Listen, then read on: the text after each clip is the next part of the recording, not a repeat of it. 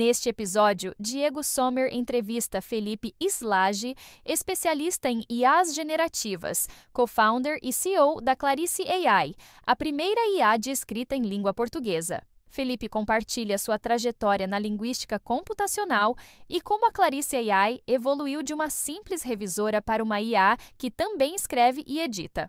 Ele discute os desafios enfrentados na criação da ferramenta, as diferenças em relação a outros modelos de IA e a importância de desenvolver um LLM em português. O episódio também oferece dicas para iniciantes na criação de textos com IA. Faça bom proveito! Bom dia, boa tarde, boa noite, senhoras e senhores. Está começando mais um IA Todo Dia. Eu sou Diego Sommer e esse aqui é o seu programa para se manter informado sobre tudo que está acontecendo no mundo da inteligência artificial. Hoje mais um programa de entrevista. Eu tenho o prazer de receber aqui Felipe Slage, que é co-founder e CEO da Clarice AI. É especialista em IAs generativas, criador do dicionário criativo com mais de 20 anos de experiência em tecnologia, inovação e linguística computacional. É doutor em linguística computacional e pesquisador da FAPESP. Lidera a primeira IA de escrita em português com seu próprio Large Language Model e mais de 250 mil usuários, incluindo creators e empresas. Felipe, muito bem-vindo a esse programa, cara. Tudo bem? Tudo bem, Diego? Excelente, cara. Prazer em estar aqui. Obrigado por me convidar. Imagina, cara. Prazer é nosso. É sempre bom receber, principalmente alguém que está trabalhando com IA dentro do nosso país, né, com um sistema voltado para o usuário nacional, né, cara? A Clarice, você pode explicar para a gente o que é, mais ou menos, a Clarice AI? Sim. Vamos lá. A Clarice ela começa como uma revisora de textos em português brasileiro. Eu sou apaixonado pela língua portuguesa e sou apaixonado pela intersecção entre linguagem e tecnologia. Sempre trabalhei com isso.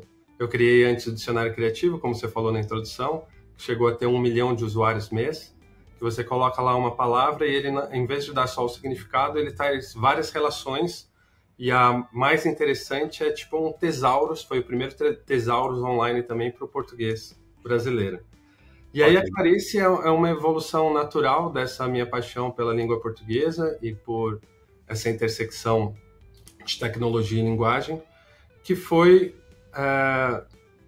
a ideia de criar uma revisora para o português, como o Grammarly é para o inglês, sabe? Não existia ainda nenhuma ferramenta que pudesse revisar os textos em português, não só na camada de ortografia e gramática, mas também e principalmente, aí que entra a inovação da Clarice, na camada de estilo.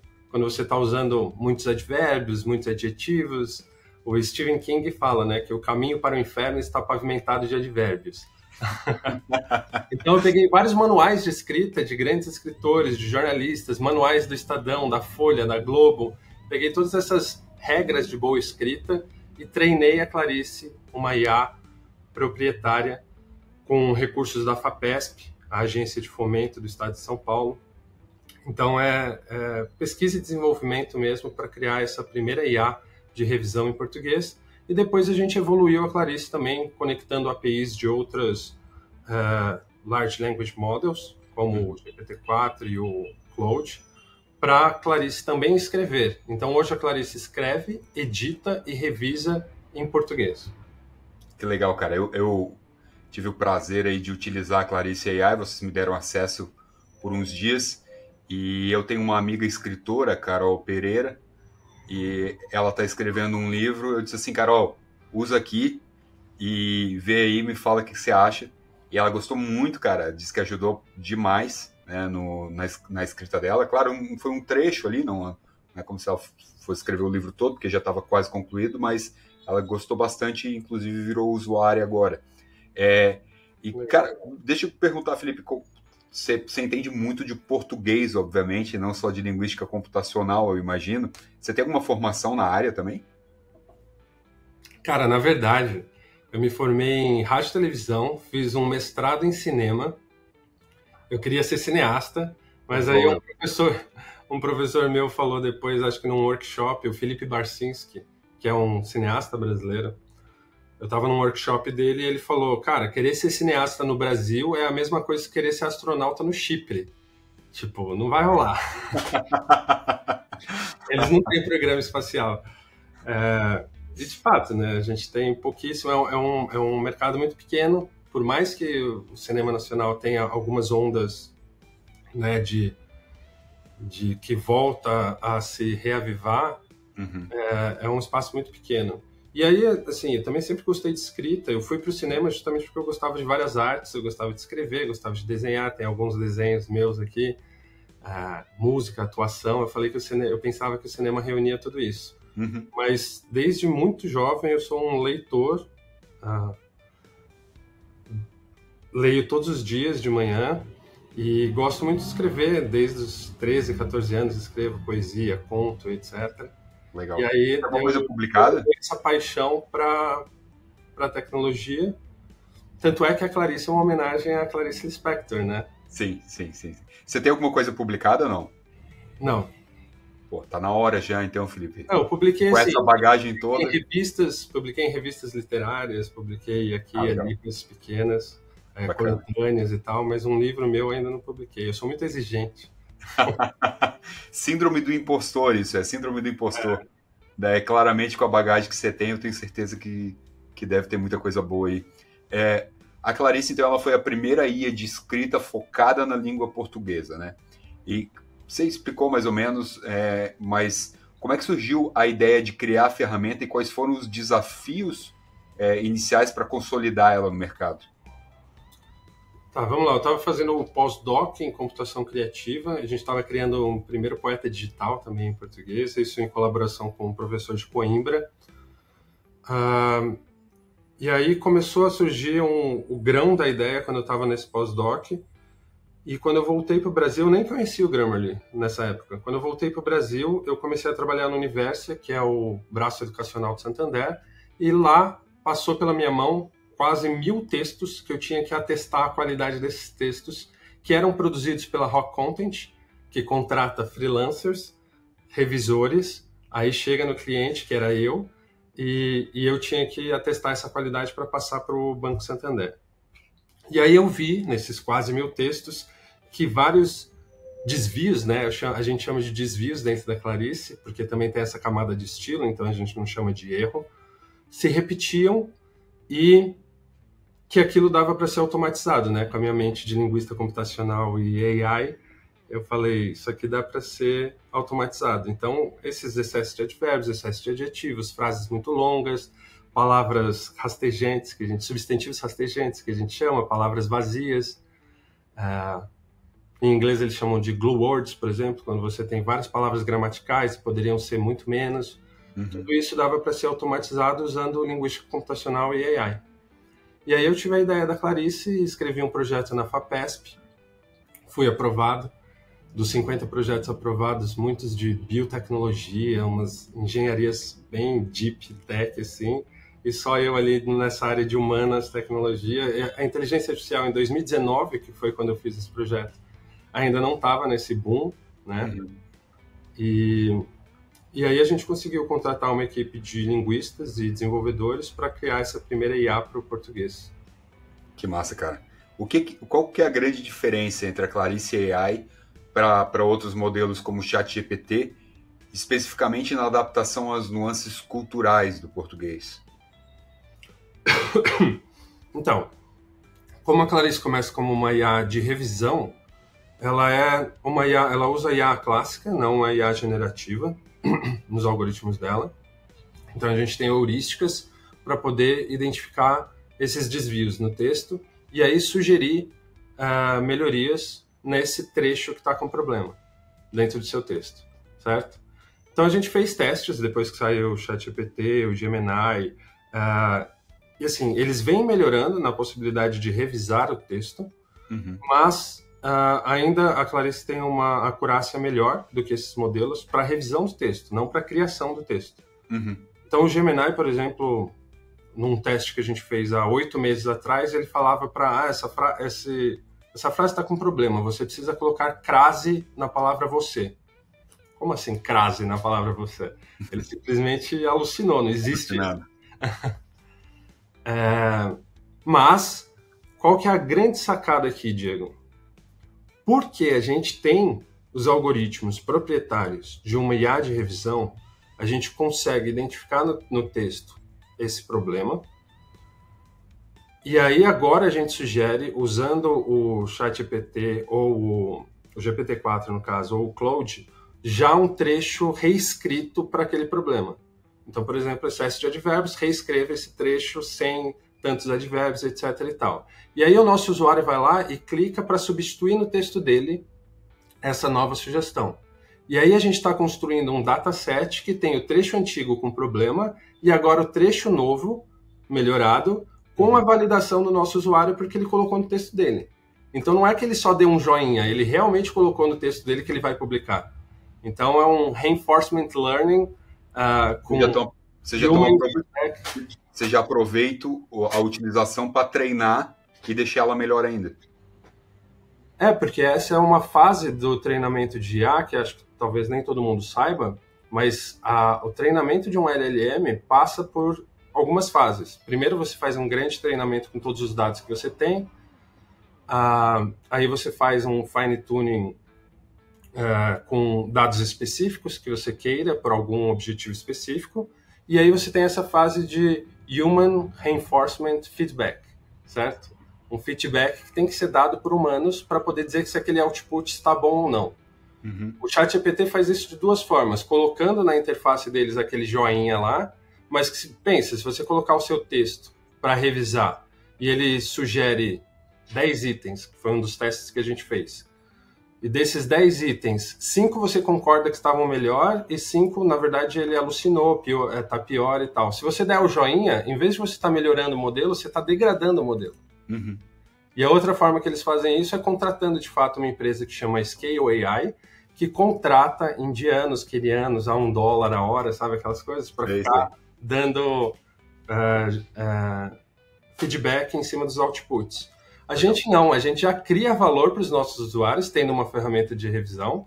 Então, eles nos pagam para usar a ferramenta e ainda assim a gente está usando esse uso da ferramenta para criar esse dataset que agora a gente vai usar para treinar um LLM em português. Que legal. E com um diferencial, Diego, porque a gente tem a Maritaca já no Brasil, que acho que é uma referência de LLM em português. Uhum. Uma empresa... O nome da empresa é Maritaca, o nome do modelo é Sabiá, do Rodrigo. Só que eles mesmos publicaram um artigo dizendo que o treinamento que eles fizeram, né, o fine-tuning que eles fizeram em cima de um modelo open source, de fato melhora para se escrever melhor em português num sentido cultural. Então, imagina, vamos fazer só um exercício aqui. É como se você pedisse para o modelo... perguntasse para o modelo quem que inventou o avião, e o ChatGPT vai dizer que são os irmãos Wright, e o Sabiá vai dizer que foi Santos Dumont. Culturalmente, a gente tem um modelo mais brasileiro.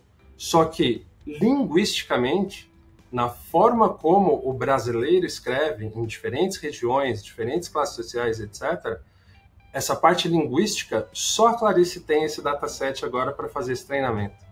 Que legal. Que a gente está no nível linguístico da coisa. E trecho por trecho. Então ele consegue captar as nuances, tipo, de um gaúcho escrevendo, por exemplo, ou sei lá, de um baiano, pegar esse tipo, né? Que obviamente vai ter alguma nuance, alguma diferenciação na escrita, e ele consegue aprender com isso, e com isso vocês estão treinando essa LLM em português. É isso mesmo? É isso que a gente está fazendo cada vez mais, e por gênero de escrita.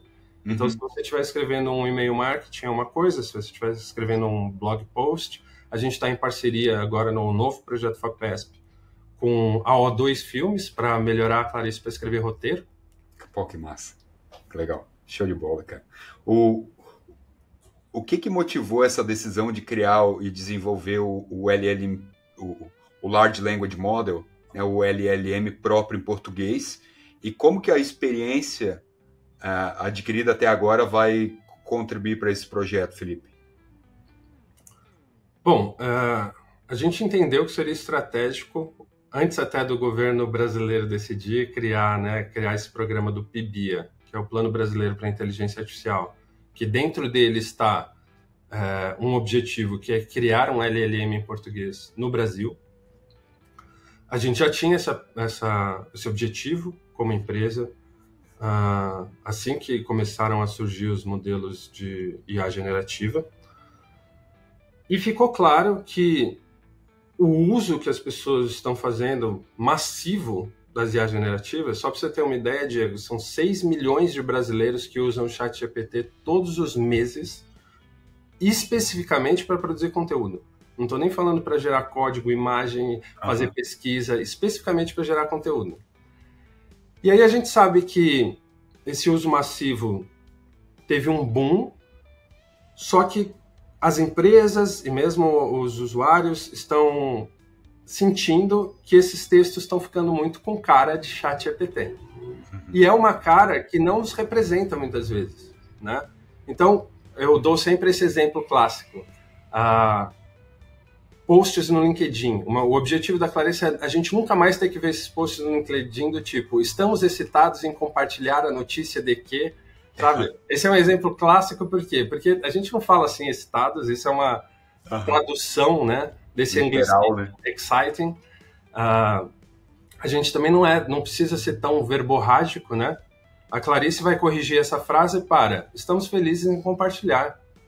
Não estamos excitados em compartilhar a notícia de que, entende? Então, quando você bate o olho num texto hoje, você já consegue ver se ele foi escrito pelo ChatGPT ou não. E a Clarice tem a intenção de humanizar o texto, coisa que ela já faz hoje, corrigir de acordo com o seu estilo, porque ela também vai aprendendo com o seu estilo. Se você começar a não aceitar alguns feedbacks dela, ela vai entender, ok, você escreve mesmo com vários adjetivos e esse é um estilo seu.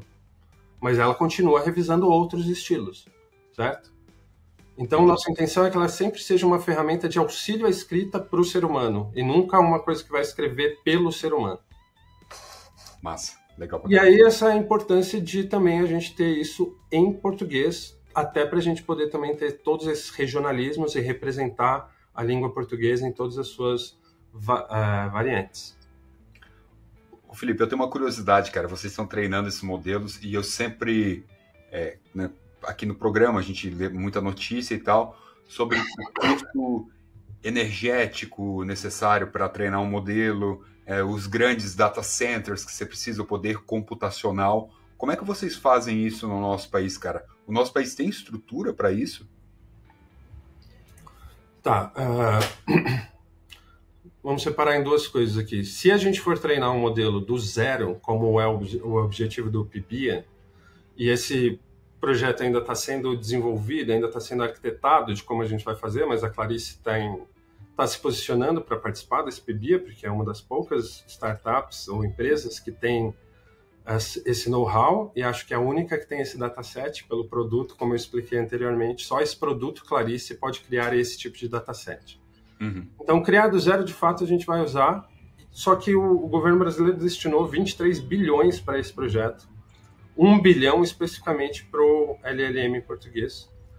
Então, a gente vai sim ter que usar muita computação, só que o diferencial da Clarice é que a gente vai fazer, primeiro, um fine-tuning num modelo que já existe, por exemplo, o Llama, que é open source, ou o Mistral, certo? E esse fine-tuning vai ser feito em cima de um modelo que já foi treinado e já consumiu esse custo computacional anteriormente. Certo? Então, o custo de fazer o fine-tuning é bem, bem menor. E a gente sempre fala que a Clarice também ela é mais inteligente economicamente e ambientalmente. Por quê? Porque ela tem essa mistura com técnicas de NLP, de Natural Language Process, ou processamento de linguagem natural. Quando você tem essa mistura, você não precisa ficar usando a IA generativa o tempo todo. Porque pensa assim, Diego, um exemplo simples. Se você coloca 5 mais 5 numa calculadora, ela usa um tipo de cálculo para te dar o resultado. Certo? Quando você coloca 5 mais 5 no ChatGPT, ele de fato está consumindo, está queimando mais uma árvore para te trazer o resultado. Então, tem perguntas simples que a gente faz no ChatGPT que poderia estar sendo resolvida por outro tipo de arquitetura, muito mais antiga e que não barata e economicamente sustentável. E ambientalmente sustentável. Então, quando a Clarice usa os seus algoritmos proprietários de uma IA tradicional, com heurísticas e NLP por trás, e consegue reconhecer que tem ali um excesso de palavras gramaticais e que você poderia substituir aquilo por verbos e substantivos, eu não estou precisando fazer esse tipo de computação complexa que uma IA generativa faz e já trago um resultado para ele, para o meu usuário. Eu uso a IA generativa só quando precisa. Perfeito, cara. Entendi. Excelente. Parabéns. Baita explicação, eu entendi perfeitamente. E agora, outro assunto, Felipe. Vocês têm um projeto para expandir para o mercado de língua espanhola, né? E, pelo que eu entendi, o México foi escolhido como primeiro destino para isso. Por que o México, cara? Então, quando eu tive a ideia da Clarice, eu joguei no Google, né? Se existia alguma ferramenta assim, e aí apareceu naqueles Yahoo Respostas, alguém sabe se existe um Grammarly para o português? E aí as pessoas respondendo, não, mas se você achar, por favor, me avisa que eu também quero. Então aí eu vi que tinha uma demanda de mercado, e o Grammarly recebeu um aporte de 200 milhões de dólares em 2022, se eu não me engano, a um valuation de 13 bilhões de dólares, se tornando uma das 10 maiores startups dos Estados Unidos e, portanto, do mundo. Caraca. Então, assim, uma ferramenta de auxílio à escrita, de revisão para o inglês, tem esse valuation. E aí, quando eles postaram no LinkedIn, um usuário falou, parabéns, mas agora eu gostaria de ver o Grammarly em outras línguas. E aí o head de produto do Grammarly respondeu, sim, um dia a gente quer ter o Grammarly em outras línguas, mas não no futuro imediato. E até agora eles também não expandiram para nenhuma outra língua. 2 anos já isso. E aí a gente entende que a gente tem essa janela de oportunidade para fazer a Clarice em português e também em outras línguas, como o espanhol, que não tem um Grammarly para o espanhol, e para outras línguas latinas. Francês, italiano. Entendi. E aí a gente começa no espanhol. A decisão de começar no México é para um país latino. Aí a gente começa a expandir Latam antes de ir para a Europa. E porque é o maior mercado do Latam, né? Comercialmente mais usuários, comercialmente faz mais sentido. Mas depois que vocês fazem esse modelo, o mercado abrem o mercado de língua espanhola no México, a ideia é expandir para toda a América Latina. Toda a América Latina. Legal, cara. A dificuldade da língua espanhola é que, diferente do português, ela tem mais variantes, né, por país. Sim. Você for ter que trabalhar cada país, assim como a língua portuguesa, cada estado aqui dentro do Brasil e mais Portugal, lá na língua espanhola vocês vão ter que pegar cada país, cada nuance de cada região, né, cara? Não vai ser um trabalho fácil, imagino. Sim. É um trabalho mais complicado e por isso nesse novo projeto FAPESP a gente tem linguistas especializados na língua espanhola para poder fazer esse trabalho. Legal, bacana, show de bola. E vocês têm uma meta de crescimento modesta de 200% e faturamento de 1 milhão em 2024. Quais são as principais estratégias para alcançar esse tipo de objetivo? É uma meta ambiciosa, mas se você olhar para o mercado de startups, é mais ou menos o que se espera mesmo de uma startup, que é aquele crescimento acelerado. A Clarice dobra de tamanho, ou até mais do que dobra de tamanho, desde que ela foi lançada. Então, a gente já vai fazer mais de 150% de crescimento esse ano, só que qual que é o diferencial agora?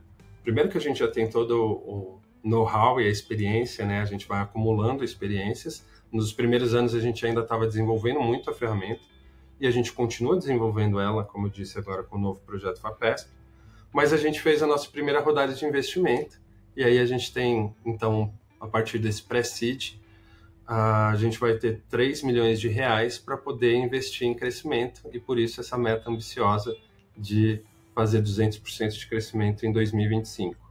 E aí, assim, a gente tem dois públicos, né, que a gente chama de B2C dentro desse mercado de startups, que é o Business to Consumer, diretamente para o usuário final, que é a maior parte hoje da Clarice. Então, a gente tem creators, redatores, escritores, estudantes, professores, até advogados dentro da Clarice. E tem o B2B, que é business to business, que a gente vai para empresas. A ambição desse ano é crescer dentro do B2B com uma proposta de valor maior, com mais cadeiras, e por isso a gente tem essa expectativa de crescimento. Para isso, a gente está também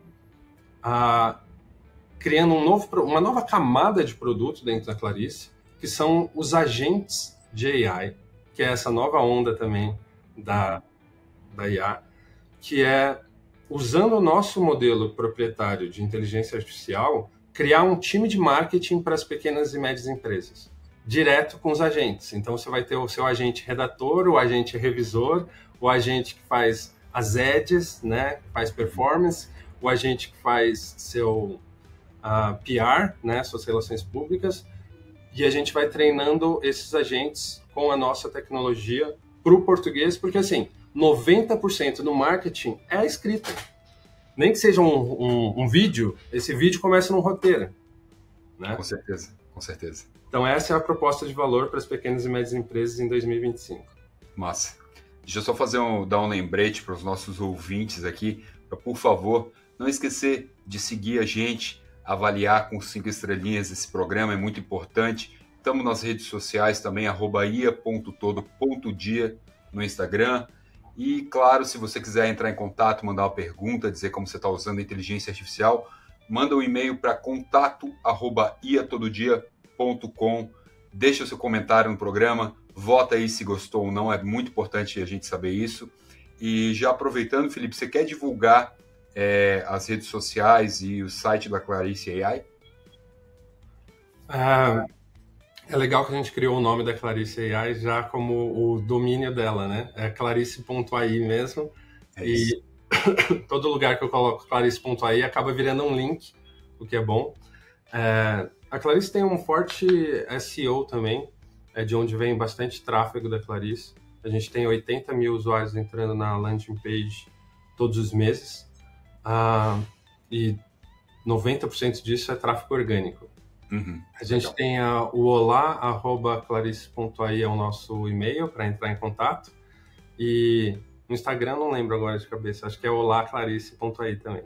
Tá, beleza, depois de dar uma conferida. O tempo médio, de acordo com o relatório, não o relatório, mas o briefing que vocês me enviaram, o tempo médio de uso da plataforma pelo usuário é de 35 minutos por sessão. O que isso revela sobre a interação dos usuários com a ferramenta? Eu acho que isso demonstra o engajamento dos usuários, né, com a ferramenta. A gente tem centenas de usuários que nos relatam que eles ficam com uma aba do ChatGPT aberta e outra aba aberta na Clarice, que é para poder escrever um primeiro draft, né, um primeiro rascunho no ChatGPT, e aí jogam para a Clarice para poder ficar editando e revisando dentro dela, porque a Clarice justamente é um editor de texto, não é um chat. Uhum. Então você consegue selecionar uma frase e pedir para ela encurtar aquela frase, aumentar aquela frase, mudar o tom de voz daquela frase. Você pode ir mexendo no texto, além de ter ali a revisão, que você vai card por card, concordando ou não com aquela sugestão da Clarice. E se ela trouxe um trecho novo, como eu exemplifiquei antes, para substituir sua frase que estava com algum problema de estilo e você não concorda com aquele trecho novo, você pode pedir para ela gerar de novo. Então você vai trabalhando o seu texto, esculpindo, né, o seu texto, tirando partes que não precisa, acrescentando coisas. No editor da Clarice você pode clicar barra e aí abre umas sugestões como continue escrevendo daqui, escreva um novo parágrafo ou dá novas instruções, um prompt lá dentro e tal. Então assim, eu escrevi um artigo acho que no começo de 2022, quando teve o boom do ChatGPT, começo de 2023, né? O boom do ChatGPT foi final de 2022. Que eu falei, a gente nunca mais vai escrever como antes. A gente nunca mais vai escrever diante de uma página em branco, palavra por palavra, preocupado com ortografia, gramática e estilo. A gente vai focar muito mais em quais são as ideias que de fato a gente quer passar, quais são os nossos argumentos, o nosso ponto de vista único sobre o mundo. né? Que é o que de fato um escritor precisa se preocupar, ou algum comunicador, né? Quem esteja querendo comunicar alguma ideia e divulgá-la, espalhá-la pelo mundo. Então, desde a invenção da escrita há 5.000 anos atrás, essa é a maior mudança que a gente tem na forma como o ser humano escreve, que são as IAs. E você acha que ainda vai ter muita gente escrevendo do modo antigo, ou isso está fadado a terminar? Eu acho que, como tantas inovações que aconteceram, né, na história da humanidade, eu sou também apaixonado pela história da tecnologia, tenho livros sobre isso. Sempre vai ter quem queira continuar fazendo do modo que a gente fazia, que é tipo artesanalmente. Vou escrever um livro artesanal agora. Mas nas indústrias, né, no marketing, que é uma das indústrias mais impactadas por isso, vai ser utilizado 99% das vezes, principalmente porque a gente tem essas diferentes camadas, né? A gente tem a parte da escrita, depois a gente tem a parte da edição, depois a gente tem a parte da revisão e a publicação, tudo isso sendo assistido, ajudado por uma IA. Então a IA vai estar no processo. E a gente já tem escritores mesmo de ficção, inclusive Prêmio Nobel, que já usa a IA nos livros deles, mas que é aquele uso consciente do que é que você está querendo passar, né? Não é um uso assim, escreva um livro para mim sobre tal e tal coisa. É muito mais como um assessor, né, cara, do que alguém que está ali para te auxiliar, dar ideias, do que para fazer a tarefa por você, né? Exatamente. Então tem que ter esse uso consciente. Eu sempre falo que assim, o humano nunca vai ser descartado do processo, ele tem que estar no início do processo para saber pedir para a IA muito bem o que ele quer, e no final do processo para ver se de fato o que ela fez está bom. Porque você não pode confiar também na IA, por mais que ela revise, por mais que ela... Você pode confiar na revisão do texto, na edição do texto e tal, mas aquilo que eu falei, que ela está passando a mensagem que você quer passar com o nível de argumentação, influência e perspectiva de mundo que você está querendo passar, no final é isso que só uma pessoa que tem algum tipo de formação, que lê bastante, que tem um universo cultural amplo, que vai conseguir olhar para aquele texto e falar, sim, ela fez o que eu pedi e está muito bom. Ou não, precisa ajustar isso aqui.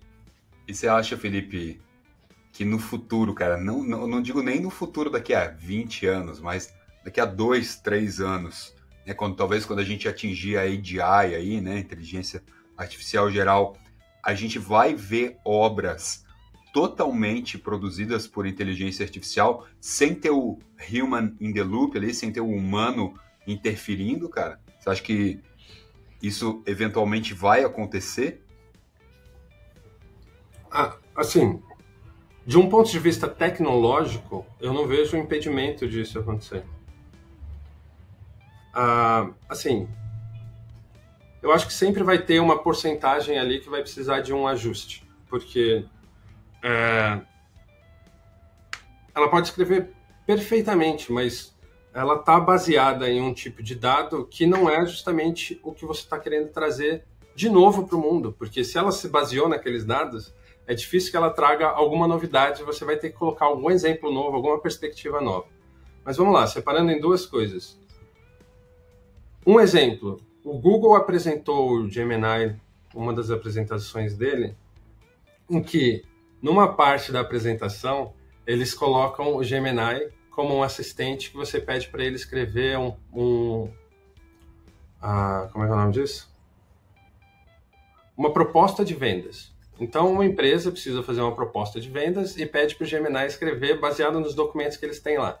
E aí o Gemini vai lá e escreve 30 páginas de uma proposta de vendas, certo? E ok, você dá ok, tá bom, manda para o cliente. Aí em outra parte da apresentação, eles colocam, distanciado dessa parte da apresentação, porque senão demonstraria qual que é o problema disso, é que o cliente recebe essa proposta de vendas, joga no Gemini e pede para ele resumir essa proposta de vendas em 3 tópicos e quais são os tópicos principais que eu preciso olhar nessa proposta de venda para tomar minha decisão. Então você entende que se você tiver uma IA que pode escrever 30 páginas, mas do outro lado tem alguém com uma IA, que é a mesma IA, que vai resumir isso para 3 tópicos, para que a gente está fazendo esse processo? Vai continuar fazendo sentido você pedir para uma IA escrever 30 páginas de um projeto de vendas? Então, por mais que ela faça todo o ciclo, a gente, como ser humano, como indústrias, como mercado, vai mudar a forma como a gente faz as coisas, porque senão a gente fica só nessa analogia de como a gente fazia as coisas antigamente, sem de fato precisar fazê-las mais. Eu vou até dar outro exemplo, cara. Nesses dias até a gente entrevistou aqui, eu fiz uma entrevista com o pessoal da Nvidia sobre eles têm um processo de recrutamento, né, utilizando a inteligência artificial. Ou seja, tem uma inteligência artificial que ela vai interagir com os candidatos a uma vaga de trabalho e ela faz o resumo dos CV deles, faz pergunta, etc, etc. Só que também estes usuários também usam inteligência artificial para criar os seus CVs, para responder as perguntas, né? Então o que está acontecendo basicamente é que todo mundo, quem está se antenando, está usando inteligência artificial e está botando uma inteligência artificial para conversar com a outra e fazer exatamente o que você falou ali, né, cara? Tipo assim, uma produz um baita texto como se fosse para um humano, o humano recebe, na verdade ele passa para a inteligência artificial que resume e faz o processo reverso, e o humano mesmo interagindo não tem no final das contas, né, cara? Então, assim, isso me fascina, na verdade, sabe, Felipe? Porque eu acho sensacional, cara. E no momento de transição, a gente vai ter mesmo isso acontecendo, mas em algum momento isso vai se amadurecer e a gente vai perceber que a gente está fazendo essa coisa sem sentido. E é sem sentido, exatamente, é sem sentido, né, cara? Porque para que fazer e desfazer uma coisa, né? E agora, outro exemplo do que você perguntou, Diego, é na parte mesmo de escrita literária, ou mesmo de escrita para algum texto. Quando você quando você assina uma newsletter, quando você acompanha alguém no LinkedIn,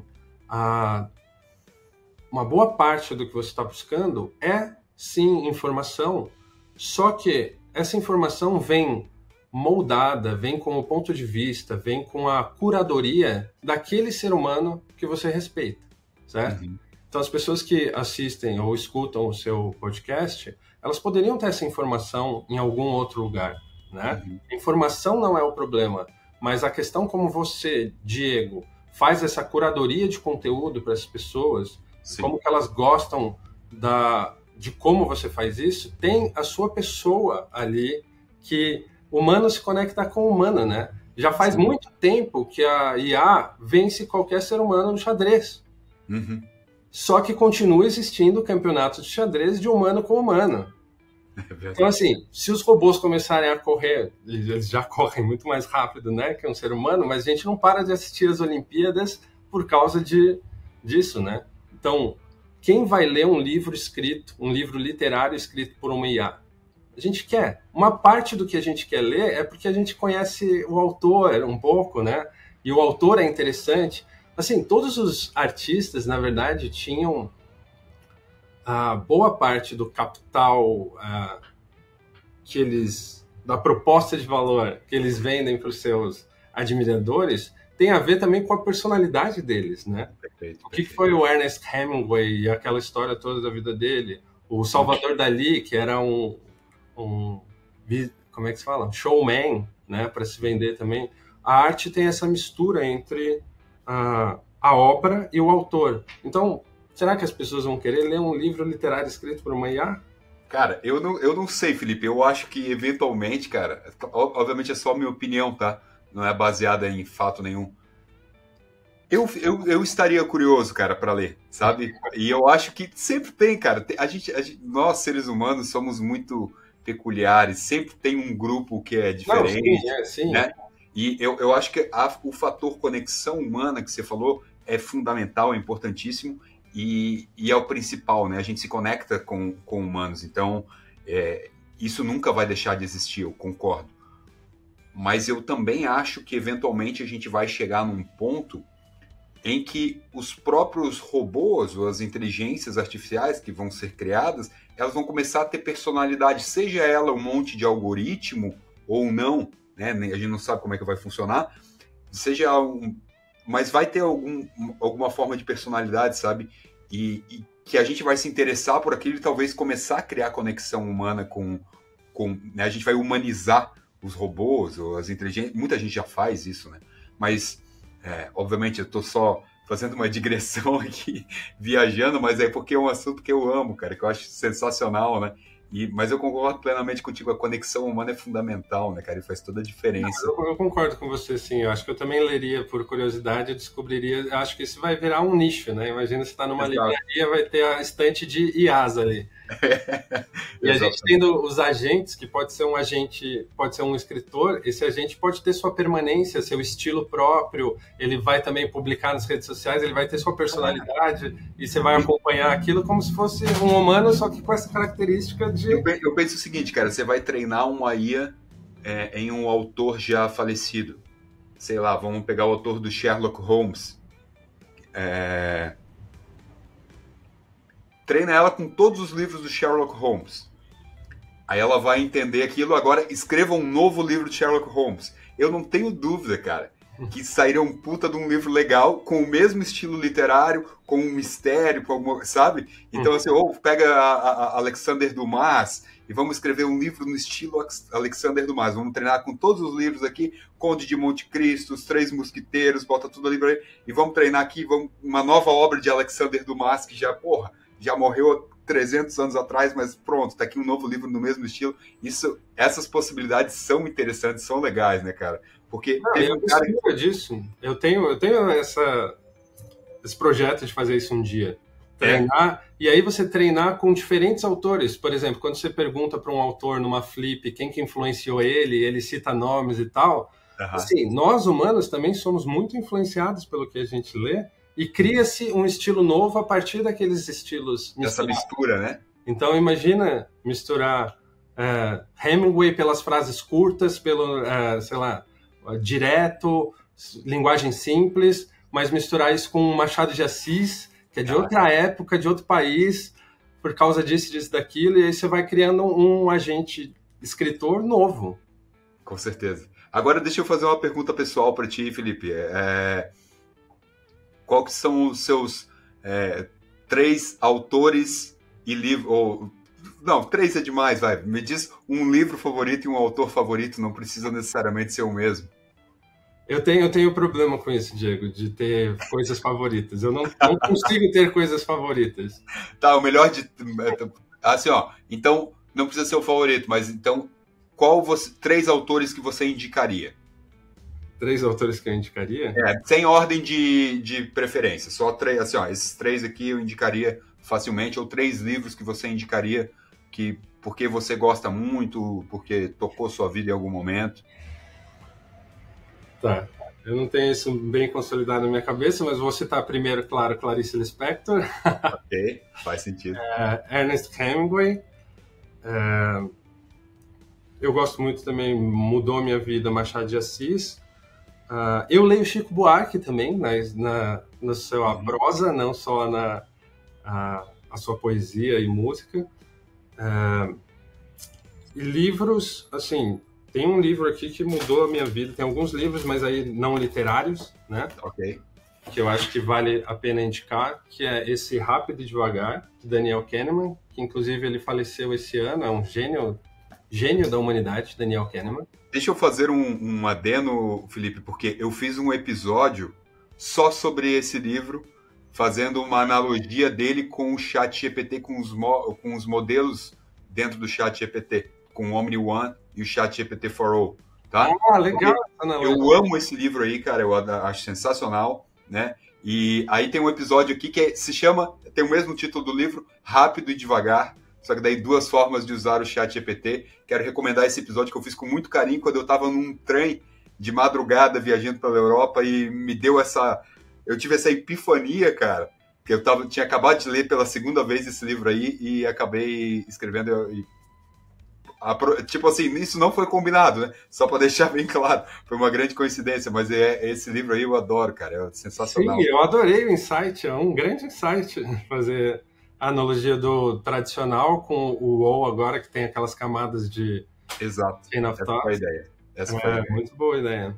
Mas esse livro, assim, mudou minha vida, mudou a forma de pensar. Eu gosto muito também do Nassim Taleb como pensador, e aquele livro... como é que é o nome? Arriscando a Própria Pele. E tem o outro que é da Antifrágil. Antifrágil também, muito bom. Eu nunca li esse Antifrágil, já me indicaram tanto, cara. Quero muito ler. Tem um grande amigo que adorou. Você leu Rápido e Devagar 2 vezes? 2 vezes. Mas a primeira vez foi há muito tempo, quando eu estava na academia militar ainda, que foi como uma tarefa, sabe? Uhum. Então, assim, cara, você sabe que quando o negócio é uma tarefa ou uma missão que você tem que cumprir, você não faz com o mesmo afinco ou de quando você faz espontaneamente, né? E aí, algum tempo atrás, eu resolvi ler de novo. E aí eu sempre tô lendo... Cara, eu não consigo ler um livro por vez. Esse é um grande defeito meu. Então eu tô sempre com 5, 6 livros. Eu uso o Kindle, tá?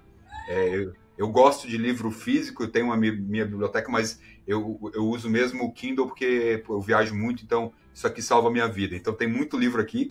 E aí eu sempre tô lendo uma fantasia, que eu adoro fantasia, tipo Brandon Sanderson, George Martin, né? Aí gosto de ler um livro diferentão que eu não teria nem ideia.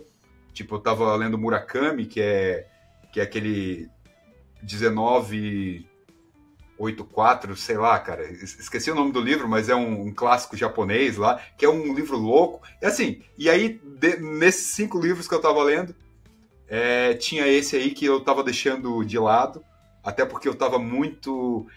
eu tava lendo também nessa lista aquele livro, cara, esqueci agora, porra, do Lawrence da Arábia, né, os 7 pilares da sabedoria. E então eu tava muito muito afundado nos 7 pilares. Aí eu precisava de um tempo, assim, tava quase terminando, e aí eu peguei ali numa pegada só o Rápido e Devagar, numa pegada só, que eu digo assim, né, dei um tempo em todos os outros por 1 mês. E aí li ele enquanto viajava e foi sensacional, cara. Adoro esse livro. Foi outra experiência. Eu emprestei ele já para alguns amigos e eles não passaram do primeiro terço, né? É um livro difícil, que você tem que entrar no... Mas depois que você pega os insights dos vieses cognitivos e como isso impacta a nossa vida, você enxerga a Matrix do mundo. Completamente. Eu confesso para ti que eu usei muito, muito ChatGPT enquanto eu lia, cara. Para me explicar conceitos e coisas assim que eu simplesmente não entendia às vezes, ou me perdia um pouco, sabe? Então, por isso que eu digo que essa minha segunda leitura foi totalmente diferente da primeira, talvez por ter o ChatGPT junto ali me auxiliando até no entendimento de muitos conceitos, sabe? E eu recomendo, cara, para quem tá com dificuldade, vai ler um livro aí meio difícil. Eu acho que o ChatGPT pode auxiliar muito, dando insights, explicando, às vezes, principalmente quando é livro teórico, né? Uhum. Então, é bem bacana.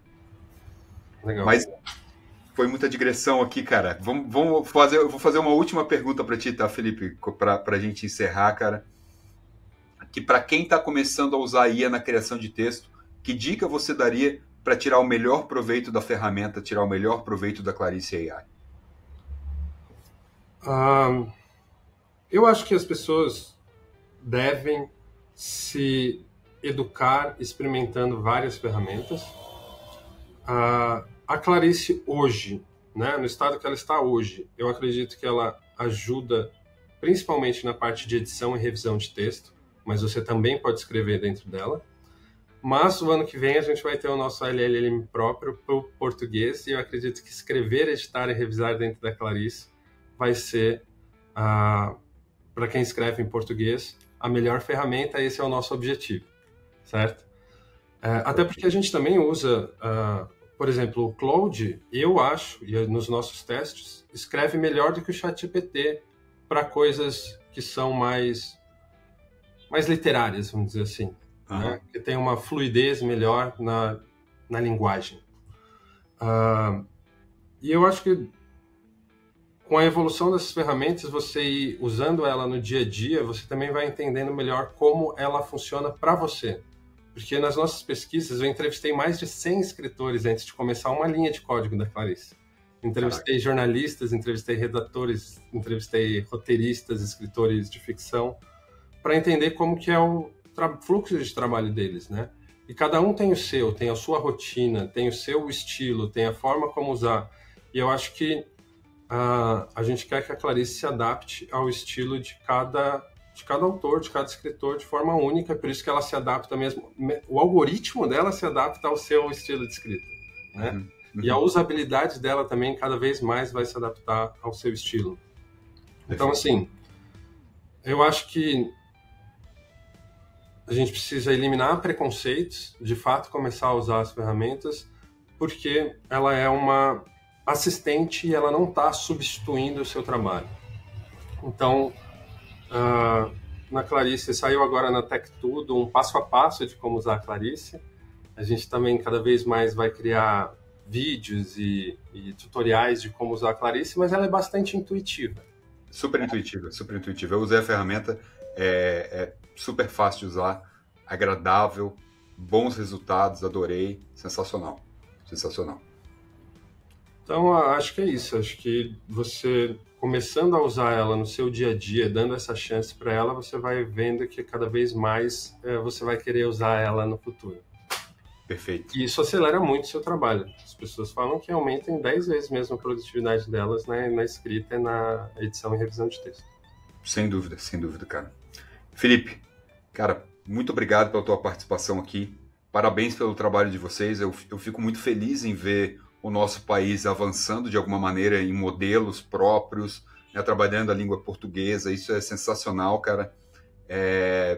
Enfim, só quero te agradecer. A gente está de portas abertas aqui. Quando vocês talvez lançarem esse modelo, esse LLM, quiserem participar de novo, vai ser um prazer te receber. Obrigado pelo teu tempo e fica à vontade para se despedir dos nossos ouvintes aí. Obrigado, Diego, pela oportunidade de poder falar mais da Clarice. Acho importante isso que você falou de a gente poder dar valor para o que está sendo feito de ciência, tecnologia e produtos nacionais, né? Porque, de fato, a IA generativa é um novo estágio da humanidade, né? Uma nova era, também é uma nova revolução industrial, e a gente precisa ter essa tecnologia internalizada no Brasil, com cientistas brasileiros produzindo, com empreendedores brasileiros fazendo os produtos, para que a gente não seja sempre dependente, né? Um novo colonialismo tecnológico de big techs de outros países, né? A gente precisa desenvolver isso internamente, uma associação entre governo, universidades, startups e empresas, para que a gente possa ter essa tecnologia no Brasil. Eu acho que essa é uma das principais missões da Clarice como empresa. Perfeito, cara. Valeu. E é isso. Adorei participar. Parabéns pelo programa. Valeu, obrigado. Meus queridos ouvintes, obrigado. Não esqueçam de avaliar a gente, de deixar o seu comentário. Clarice.ai para quem quiser acessar a Clarice. E é isso aí. Um beijo, fiquem com Deus e até a próxima.